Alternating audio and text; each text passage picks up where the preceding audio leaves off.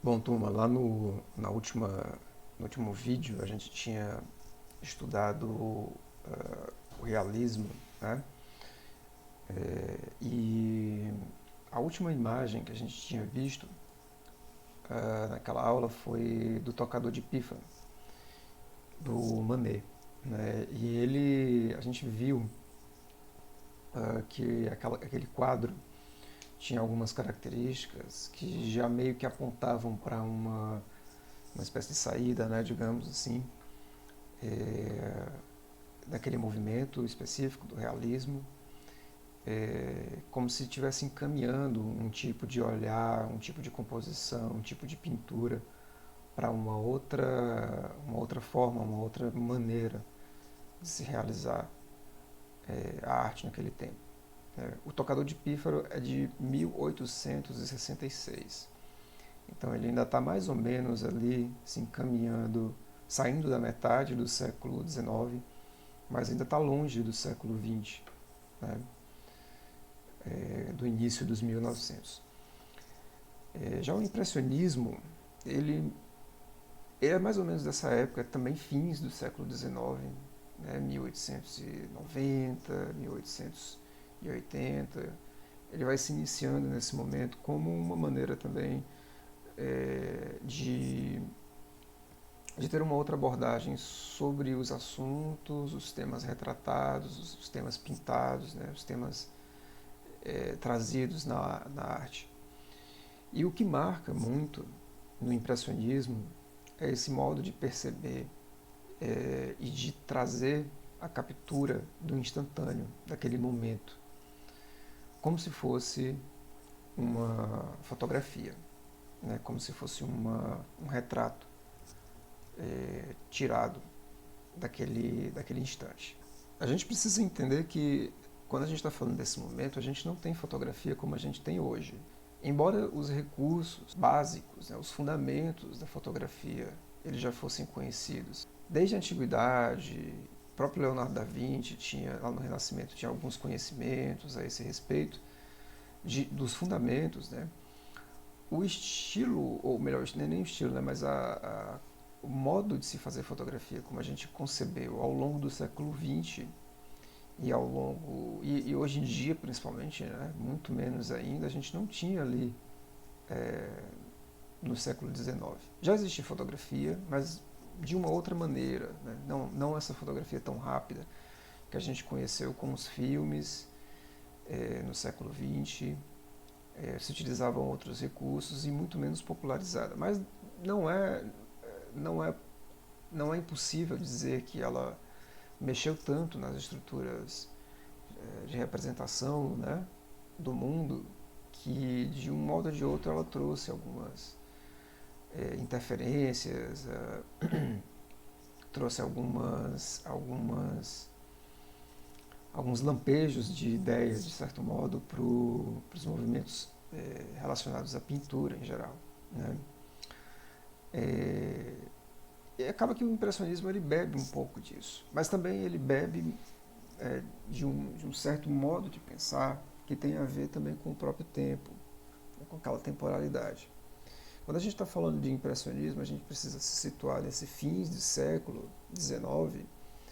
E como eu tinha falado anteriormente, todo fim de século é meio bagunçado, né? Ele traz consigo ideias, tecnologias, práticas sociais que alteram, acabam alterando profundamente o que vem a seguir. Talvez alguns de vocês não tenham sequer nascido, né, na década de 1990, por exemplo. Aliás, muitos de vocês não nasceram na década de 1990, mas foi uma década que viu a computação se popularizar, né, a computação, o computador mesmo, microcomputador, computador pessoal, né, se popularizar e viu a internet chegando, né? Então isso modificou radicalmente as estruturas de pensamento e práticas sociais, produção, comércio, etc. No século que estava vindo, que é esse que a gente está, né? Os 21. E a mesma coisa se deu lá atrás. E lá no fim do século XIX, quando a gente fala de século XIX, a gente fala de um século de industrialização, de consolidação da industrialização. E quando a gente fala de industrialização, a gente está falando de cenas rápidas, de cidades que se movem muito rápido. Né? A gente começou a ver cidades como Paris, Londres, né? Tendo modos de vida, né? Que nunca tinham existido até antes. Uma extrema concentração, uma grande concentração populacional em um pequeno espaço, né? Que isso é o que caracteriza, uma das características da cidade, né? Do contexto urbano, é um espaço relativamente pequeno e uma população muito alta naquele espaço, um comércio extremo, atividades comerciais, atividades de transporte, tudo muito extremo. É claro que quando a gente está falando de Londres e de Paris do século XIX, a gente está falando de algo muito mais simples, né, do que a gente tem hoje, mas mesmo assim era um cenário muito complexo para aquele tempo. Né? Isso mexia na cabeça das pessoas, na estrutura mental das pessoas.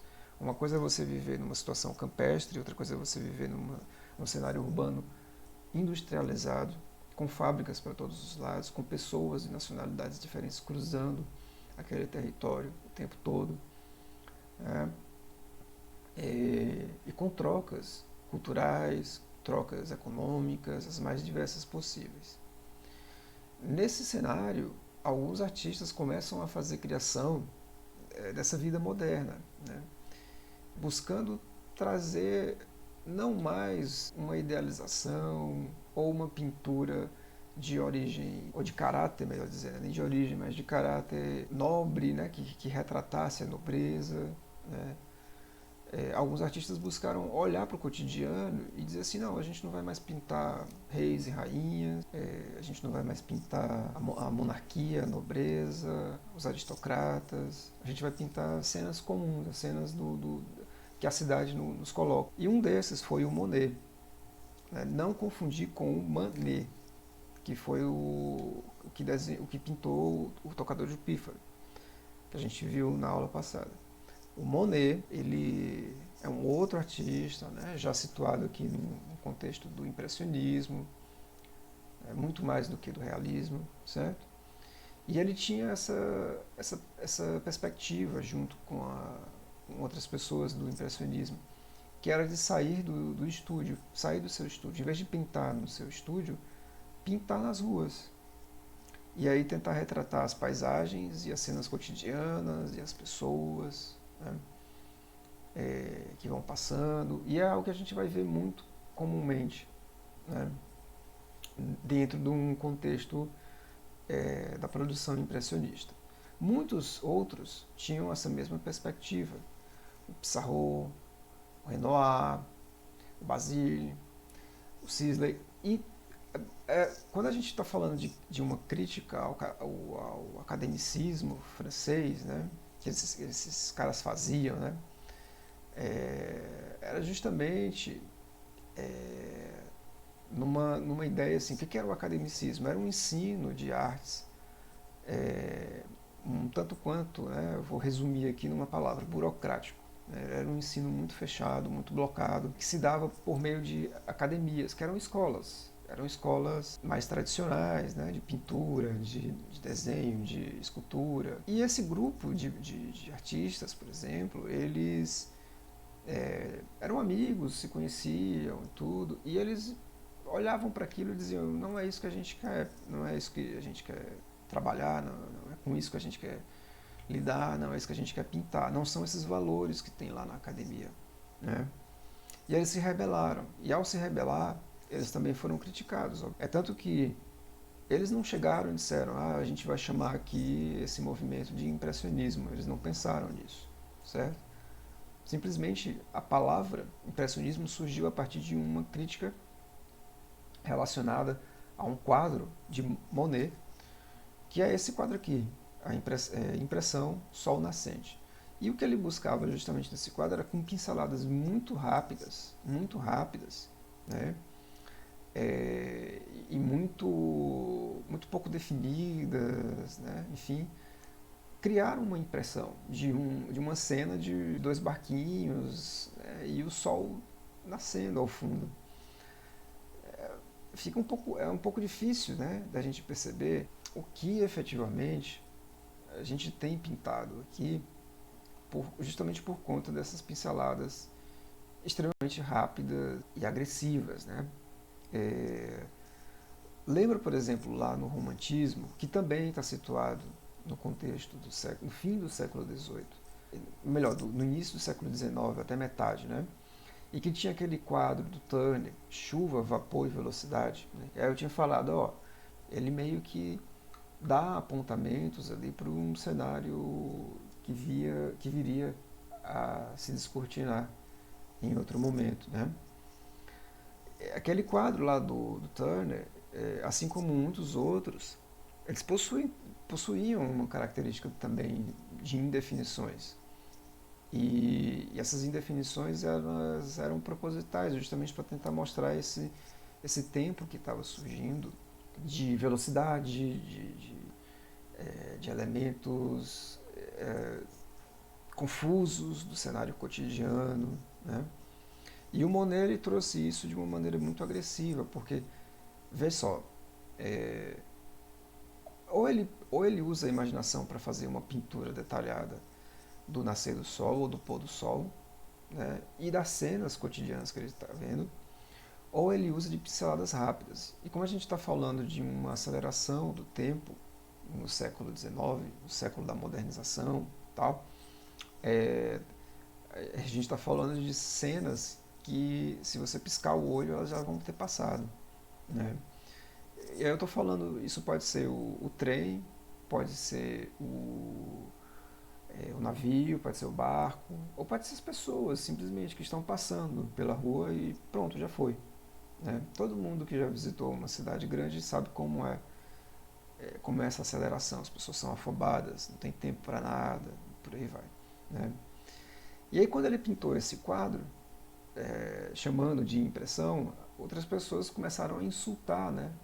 E utilizaram o termo impressionismo como uma forma de insultar o trabalho do Monet, justamente pelo valor dado ao cotidiano e pelo estilo de pintura, que parece que, né, se a gente olhar assim, se a gente fosse remeter, por exemplo, aos trabalhos que a gente viu no Barroco ou no Renascimento, a gente diria assim, essa pessoa não sabe pintar, né? Mas efetivamente não, assim, é muito pelo contrário, né? Muito pelo contrário. Uh, como resultado, né, acabou se estabelecendo e eles resolveram adotar esse nome, então, ok, vamos, vamos ser chamados de impressionistas e pronto. E vai ser esse o nosso caminho de realizar pinturas e tudo mais. O Monet ele é muito conhecido, muito mais conhecido por uma série de pinturas que são as ninféias. Na verdade, isso é um quadro gigantesco. Eu vou colocar um link, não para o YouTube, mas para outra plataforma, em que é possível ver. Ele é gigantesco, ele ocupa. E quando eu digo gigantesco, é muito maior do que qualquer quadro que vocês possam imaginar. Ele ocupa várias paredes, né? E ele é uma coisa meio abstrata, né? Assim, digamos, meio onírica também. Né? Para quem não sabe o que é ninféia, são essas plantinhas aí que ficam, tipo Vitória Régia, né? Que ficam na água, boiando. Né? E ele pintava isso de uma maneira, né? Não só as ninféias, mas pintava outras coisas da natureza também, né? Outras plantas e tudo. Sempre com essas pinceladas muito agressivas, como se você estivesse entrando, ou melhor, quadro saindo, né? Como se a pintura estivesse às vezes saindo do quadro e como se às vezes você estivesse entrando dentro do quadro. Por exemplo, nessa pintura de girassóis, né? Ele tem, já no quadro à esquerda, já na pintura, na imagem à esquerda, né, do vídeo, a gente já vê que ele tem uma certa, ele é caraquento, né? Lembra que lá no romantismo as pinturas eram feitas com pouquíssimas pinceladas, pinceladas muito leves, né, de modo a que não se tivesse tanta tinta, né? que fosse uma coisa muito sutil e que você tivesse uma textura mais lisa possível, né? Da pele, por exemplo, e das outras coisas, né? Das roupas, do cenário e tudo mais. Aqui não, aqui a gente começa a ter um movimento de agressividade frente à tintura e frente aos materiais também utilizados, enfim, para isso, para tal fim, que eles passam a incorporar esse conjunto de tinta, né, como um modo também de trazer uma certa textura, uma certa texturização e um certo relevo, né, para a imagem retratada. Aí quando eu dei o zoom aqui, né, nessa imagem, a gente consegue ver com mais detalhes de riqueza como isso acaba sendo importante para a composição do quadro. Porque dependendo também da luz que ilumina o quadro, a gente vai ter sombras, áreas de sombra e áreas de luminosidade diferentes, né? Como não existe uma orientação única, específica e correta, né, de iluminar um quadro, ele pode ser iluminado de várias maneiras, de cima para baixo, de baixo para cima, lateralmente, ou iluminação rebatida também. Isso acaba trazendo um monte de outras experiências, né, para a visualização daquele quadro. E junto com isso, outros artistas da época também, né, se utilizavam dessas pinceladas. Aliás, inclusive, vale ressaltar que essas pinceladas, né, agressivas e tudo, elas acabam também sendo retomadas por outros artistas, como Van Gogh lá na frente, do qual a gente vai falar ainda, né? Que dá essa sensação de tridimensionalidade muito forte, uma tinta que é tão carregada, né, o pincel está tão carregado de tinta que se forma uma camada, né, que salta da tela. E isso vai ser retomado lá na frente. Mas por enquanto a gente precisa começar a perceber que essa atenção ao cotidiano também cria outros modos de compreender a composição, o cenário e a representação dos objetos e dos assuntos, das pessoas nos quadros. E um dos que mais trouxe esse modo de composição meio maluco, junto com pinceladas extremamente rápidas, foi o Edgar Degas. Ele pintava muito bailarinas, ele adorava balé, e ele pintou muitas cenas de balé. E por essas duas aqui, numa está mostrando uma moça e um rapaz num café, né, tomando talvez um absinto, não sei exatamente. E na outra, né, o ensaio mostra um conjunto de bailarinas com um músico tocando violino, né. Se a gente pensasse em termos de fotografia hoje em dia, né, talvez a gente dissesse assim, pô, mas isso está errado. Né? Talvez se você tivesse numa disciplina de fotografia e tirasse essa foto, uma foto dessa natureza, com o assunto completamente deslocado para a esquerda, para a direita, né? Assim, não é nem que o problema não está no centro, o problema não está em nenhum ponto específico, né, de atenção. É como se a gente dissesse assim, isso está mal enquadrado. Né? E muito possivelmente, em geral, professores de fotografia diriam isso. E o que é muito curioso, porque o Degas estava fazendo uma pintura e ele podia enquadrar do jeito que quisesse. Se ele quisesse colocar a moça mais para a esquerda, ou as bailarinas mais para a direita, né, de modo a ocupar toda a extensão do ponto de fuga do quadro, ele poderia, mas propositalmente ele deixava vazios, deslocando os assuntos. Né?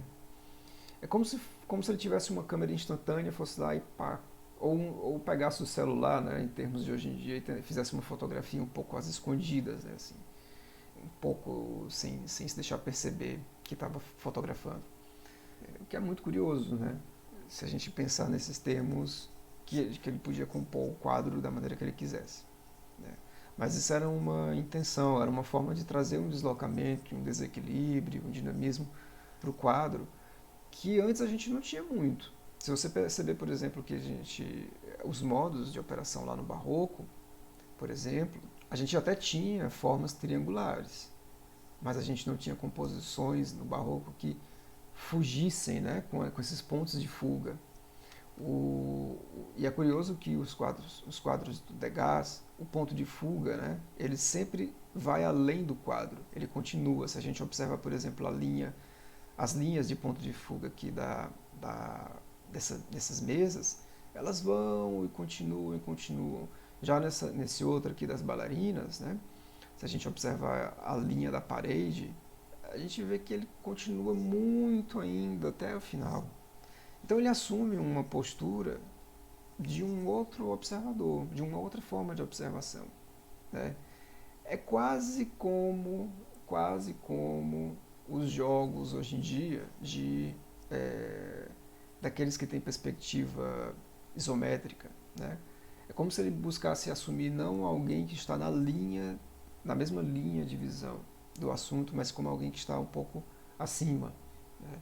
Mas é algo curioso que ele buscava constituir e era muito comum em sua produção extensa, né, de mais de 1.500 obras. Ele pintava muito e, como eu tinha falado, pintava muitas bailarinas. E é muito curioso que é sempre assim. Esse daqui da esquerda, dançarinas praticando na barra, por exemplo, você tem duas meninas, né, que estão lá se esticando, né, fazendo alongamento, aquecendo o corpo. O que ajuda a compor a cena é um simples regador de metal, né, que não tem nem muita razão, né, de estar ali. Então, mas era uma brincadeira que ele buscava trazer, né. Já na sua obra, talvez que seja a obra mais conhecida, a Aula de Dança, é muito curiosa essa composição novamente por trazer, de novo, esse ponto de fuga agressivíssimo, né, que de certo modo, novamente, tem lá suas raízes lá no Renascimento, mas aqui é trazida com outro propósito, né. É um ponto de fuga que sai do quadro, né, que vai morrer muito longe do olhar, de certo modo, mas que também ajuda a compor o entendimento desse quadro. Tem coisas aqui que a gente só consegue entender se observar muito atentamente. Primeiro, parece que de novo o regador está aqui novamente, né? Pode ser que houvesse algumas flores de repente nessa escola de dança, né? E ele estivesse sempre ali de modo a regar as plantinhas e tudo mais, né? Tem um cachorrinho aqui, super discreto, e tem coisas extremamente banais, e outras nem tanto, como por exemplo a menina coçando as costas aqui, né? O que é uma coisa, né, do cotidiano, todo mundo se coça, né, todos os dias, por motivos diversos, né? E aí o ponto de fuga desse quadro ele vai dando encaminhamentos para o olhar, ele vai jogando a gente, vai tirando desse primeiro plano e vai jogando a gente até o fundo. E aí, num segundo momento, a gente vê o professor, que era um grande dançarino da época, na verdade. Aqui ele já está mais velhinho. Depois antes ele era, melhor dizendo, antes ele era um grande dançarino da época, super famoso e tudo. E aqui ele está ensinando, tá orientando as meninas, né? Aí você tem algumas garotas aqui que estavam fazendo alguns exercícios, né? E mais ao fundo você tem, fica difícil de ver aqui, mas quando a gente tem um quadro maior, a gente tem algumas mães das meninas por aqui e tem um homem abraçando uma dançarina lá ao final, né? O quadro é extremamente rico porque ele traz, primeiro, um olhar de composição super original, que não era muito comum, né? Embora fosse comum ao Degas, não era tão comum na época. E por trazer, de certo modo, uma crítica social, uma crítica ao cotidiano dessas meninas, que tinham jornadas de ensaio extenuantes, que eram assediadas também. Muito provavelmente, quando ele coloca esse homem abraçando uma dançarina, ele está mostrando uma cena de assédio, porque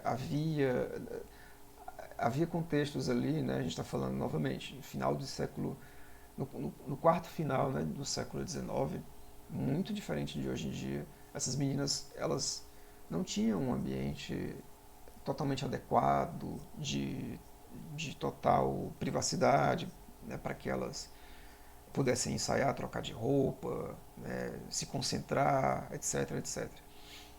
E aí havia esse cenário de assédio, não só assédio sexual, mas assédio moral também, para que elas estivessem sempre magérrimas, etc, etc. E de certo modo ele vai colocando isso no quadro, né? Ele vai colocando esse conjunto de diversos elementos em camada, que não é camada simplesmente, mas sim em perspectiva, né? E vai trabalhando isso de uma maneira muito interessante, porque à medida que a, os assuntos, né, as meninas, as pessoas vão se aprofundando, né, vão indo mais ao fundo, eles também vão perdendo, os rostos e os corpos vão perdendo definição. Então quem está no primeiro plano está muito bem pintado, mas quem está lá atrás não, né? Que é uma forma também de mostrar que existem planos de definição, né? Níveis de definição para essa imagem. Então o Degas ele trouxe esse, esse modo de compor, né? Essa cena por esses diversos fatores, né? Dentre eles o ponto de fuga extremamente agressivo, quase como se, eu diria assim, entortasse, né, o chão. E às vezes, para mim particularmente, às vezes o professor ele parece até mesmo pairando no ar, assim, parece que ele não está situado no chão. É uma impressão que eu tenho, uma sensação que eu tenho, mas é uma leitura particular mesmo. Mas aí você tem esse plano de fuga, esse ponto de fuga, né, extremamente agressivo, que vai saindo do quadro, mas que vai te levando para uma cena não muito boa de se ver. Além dos elementos corriqueiros, né? Uma menina coçando as costas, um cachorrinho aos pés da outra, que está utilizando um leque para se abanar, algumas já praticando, etc, etc. Né? Então, são cenas do cotidiano que novamente a gente vê em outras obras, como essa do Renoir, o baile no Moulin de la Galette, que novamente assim, tem pinceladas muito rápidas e muito agressivas. Eu vou colocar aqui numa tela maior para a gente ver o nível de detalhamento, né? Como alguns rostos são bem pintados, bem específicos, mas outros não. De uma maneira, novamente, sempre aquela coisa bem proposital. Assim, vamos trabalhar dessa forma meio, né, meio rápida, digamos. Isso tinha a ver com o cenário daquele momento, gente. Novamente, se você vai pintar pessoas dançando, ou você pinta de acordo com a sua imaginação, ou você pinta de acordo com aquilo que imprime, né, se imprime nos seus olhos, de certo modo, né, para usar a palavra impressão aqui, aquilo que fica nos seus olhos como um marco instantâneo. De alguma maneira, essa pintura ela parece ser uma fotografia, porque as pessoas parecem estar olhando para o pintor, outras nem tanto, é claro, mas pelo menos algumas delas, pelo menos esses casais que estão aqui, né, num dos pontos de atenção da pintura, eles parecem estar olhando para o pintor. E aí você tem outros que estão conversando, bebendo, etc. Outros que estão dançando que não estão nem aí para nada, né? Então essa maneira de trabalhar essa rapidez toda acaba, justamente para retratar esse cotidiano, acaba sendo um cenário extremamente importante para o contexto. Existe uma questão muito interessante que a gente começa a ter um posicionamento melhor das mulheres, não apenas retratadas, mas elas também se produzindo. É claro que havia artistas mulheres antes, porém elas nunca receberam muitas atenções, né? E a gente começa a ter uma mudança aqui. Eu vou colocar esse vídeo para que vocês vejam, né, como algo a mais. para ter acesso a outras explicações a respeito, por exemplo, de produções femininas, né? Ou seja, de quadros produzidos por mulheres, né? E dos seus assuntos, tá bom? Acho que vale muito a pena observá-lo e ver o que começou a se produzir, como a mulher começou a ter um outro cenário dentro desse contexto de fins do século XIX. Né? Não que melhorou completamente, né? Mas já era alguma coisa. Né? Existe uma fase do impressionismo que é chamada pós-impressionismo, né? Que está situado mais ou menos aí nesse período de 1880 a 1910, mais ou menos isso, aproximadamente. E começa a haver umas mudanças e, né, começa a ter novos rumos. Né? Um dos principais autores desse que começou a se chamar, né, de pós-impressionismo é o Gauguin. E ele traz algumas características que têm a ver com, novamente, se a gente observar, curiosamente tem alguma coisa ali do tocador de pífaro, de novo, né? Que é uma certa geometrização dos corpos, eles deixam de ser desenhados e pintados daquela maneira usual que a gente tinha, super representativa, e a gente também passa a ter uma menor variação de tons e, consequentemente, isso mostra também que havia uma menor diferença de iluminação. Né? De algum modo, a gente pode dizer assim, parece uma pintura meio infantil, né? Mas isso é importante porque vai dar abertura para outros movimentos lá na frente. Geometrizaram mesmo a figura, de fato. Geometrizaram tudo. Né? Mas a gente não vai falar ainda deles, não. É um pouco depois. Né? Que, novamente, assim, não é porque a gente tem as figuras humanas, ou as árvores, ou, sei lá, os animais, etc., etc., dessa outra maneira, a gente tem que pintá-los da maneira como a gente vê. A gente pode pintar da maneira como a gente entende, como a gente enxerga em termos particulares. E o Gauguin ele traz isso um pouco, né? Mas, de certo modo, a gente também tem outros artistas nesse momento que são um pouco difíceis de se definir se são exatamente impressionistas, pós-impressionistas. Né? E um deles, muito enigmático, é o Van Gogh.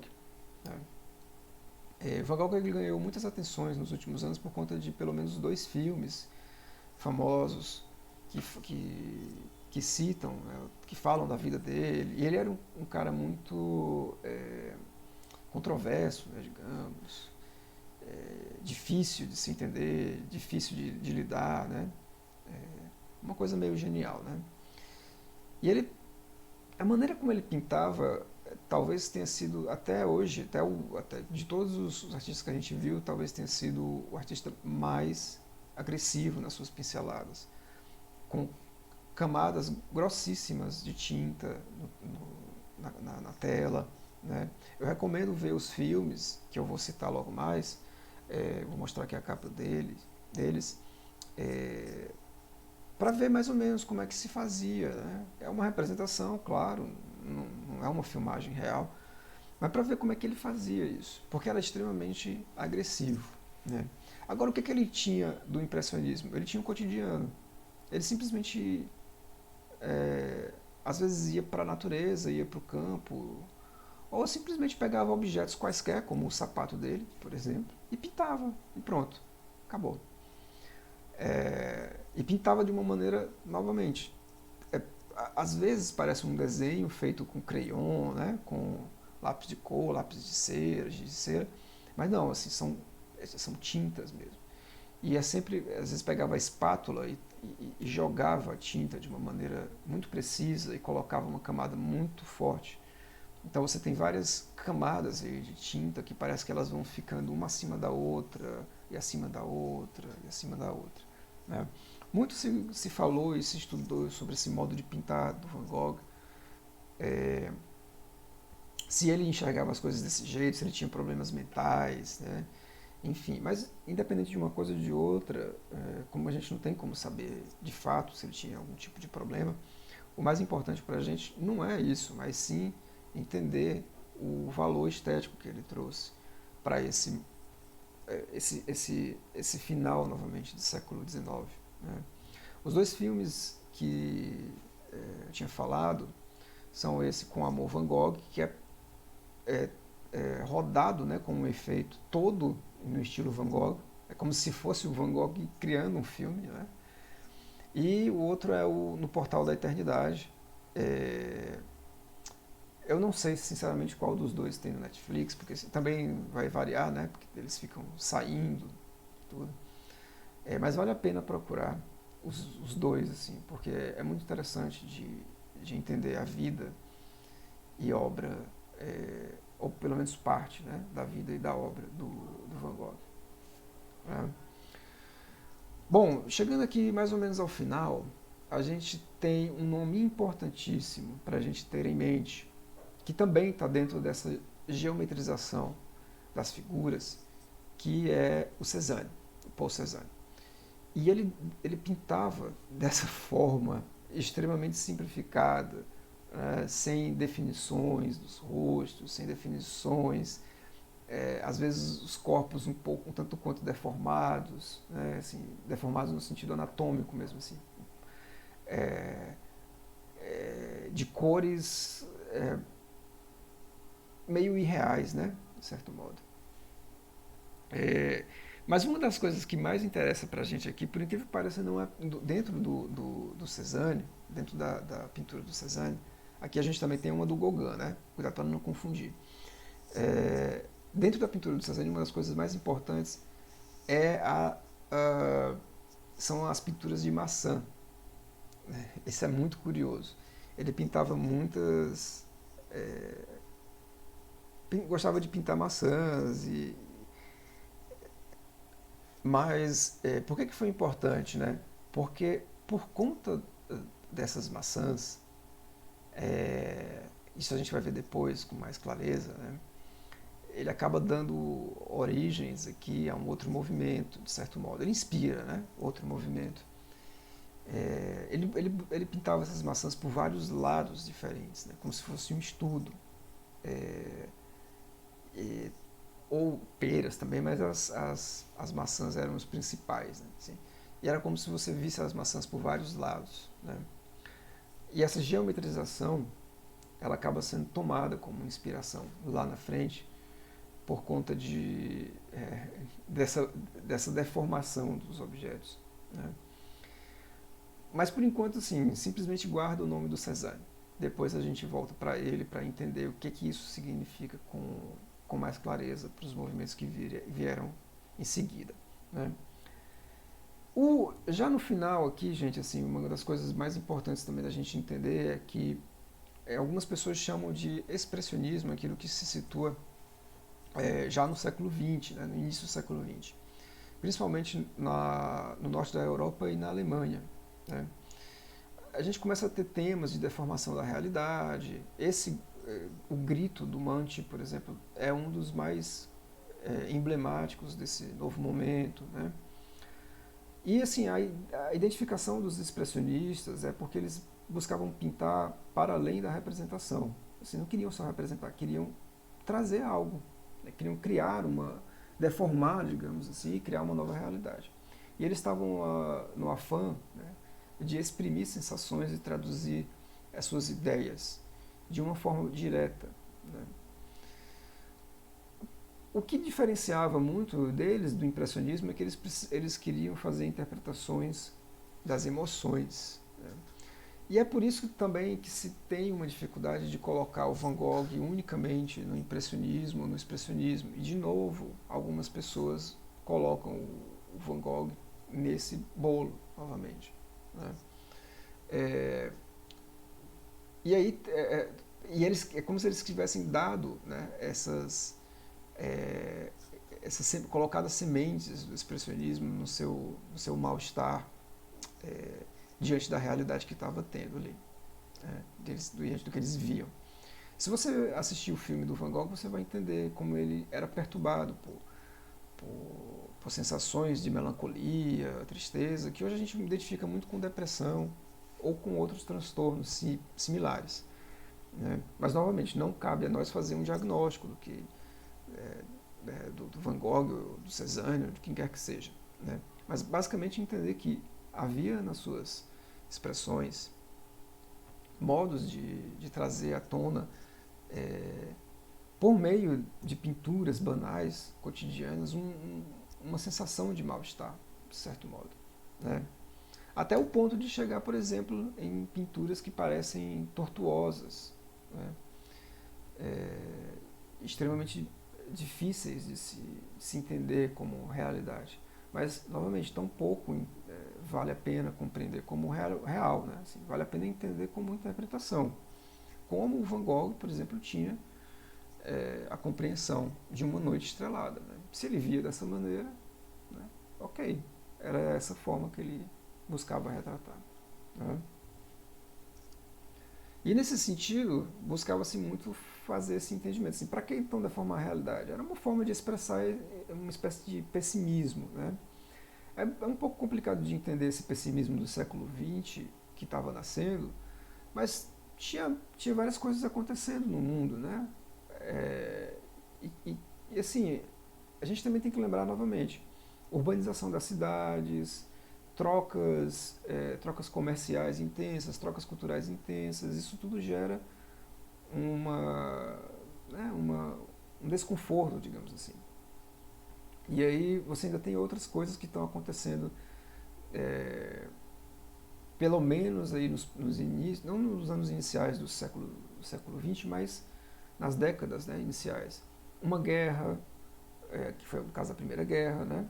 A Revolução Russa de 17, que depois, né, a gente tem também ali nos anos 20 e 30, fascismo e nazismo, né, tomando conta.